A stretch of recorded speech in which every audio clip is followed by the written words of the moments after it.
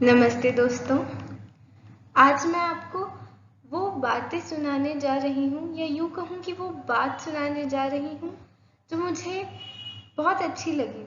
मुझे उससे प्रेरणा मिली, सोचने समझने की शक्ति मिली। तो क्यों ना इसे मैं आपके साथ भी साझा करूँ। तो इस वीडियो के माध्यम से मैं आपको वो बातें बता रही हूँ, वो बात बता रही हूँ जिससे मुझे बहुत प्रेरणा मिली, जो सुनने में जितनी अच्छी लगती है उतना ही अगर उसे किया जाए तो वो और ज़्यादा सुंदर लगती है। तो चलिए मैं आपको वो बात बताती हूँ। खिड़की की सलाखों से झाँका तो देखा, खिड़की की सलाखों से झाँका तो देखा, ऊपर चांद और नीचे कीचड़ देखा।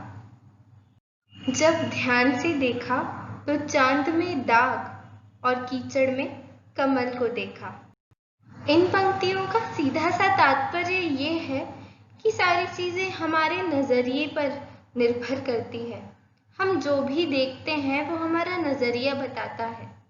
एक बहुत ही आम बात आपने सुनी होगी कि कुछ लोग एक आधे भरे गिलास का उदाहरण देते हैं कि बताइए कि ये आधा भरा है कि आधा खाली। ये सबसे आप कह सकते हैं लोकप्रिय उदाहरण है।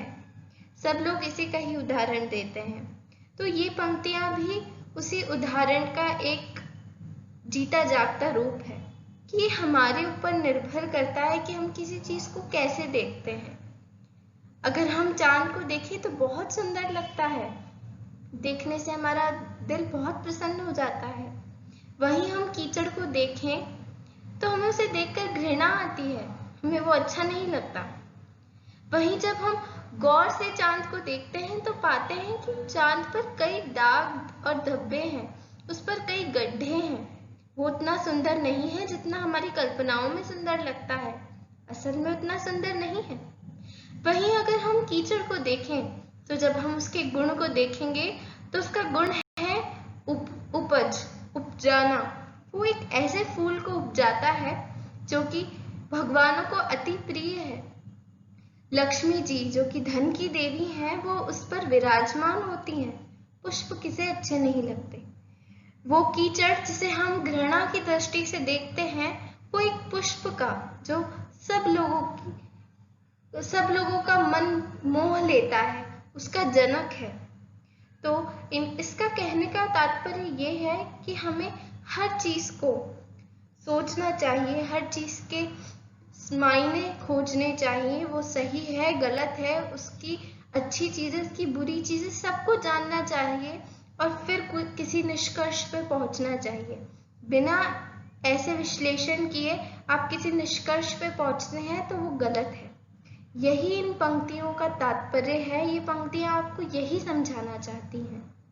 पंक्तियां मुझे मेरे सर ने, बाहुल सर ने सुनाई थी, तो मुझे बहुत छू गई, मुझे बहुत अच्छी लगी।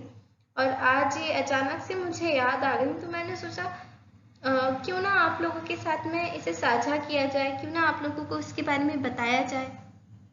जैसे मैं साइकोलॉजी की स्टूडेंट हूँ, तो ये सारी चीज़ें, दिमाग, दिल, माइंड, इन सारी चीज़ों के बारे में पढ़ती हूँ तो बहुत सारे दिमाग में विचार आते हैं, आप लोगों के अंदर भी आते होंगे।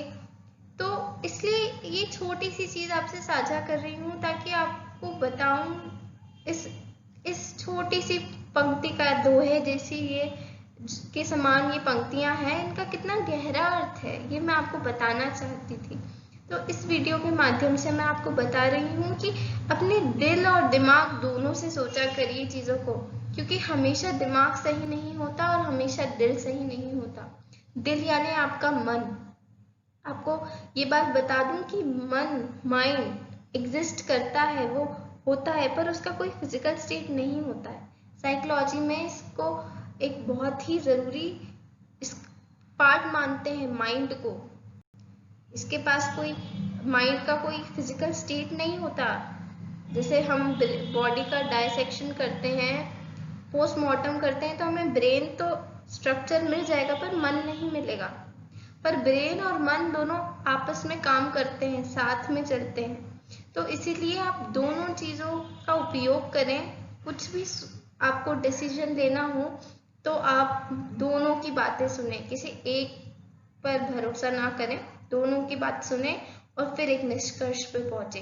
तो इस वीडियो के माध्यम से मैं आपको यही बताना चाहती थी। धन्यवाद।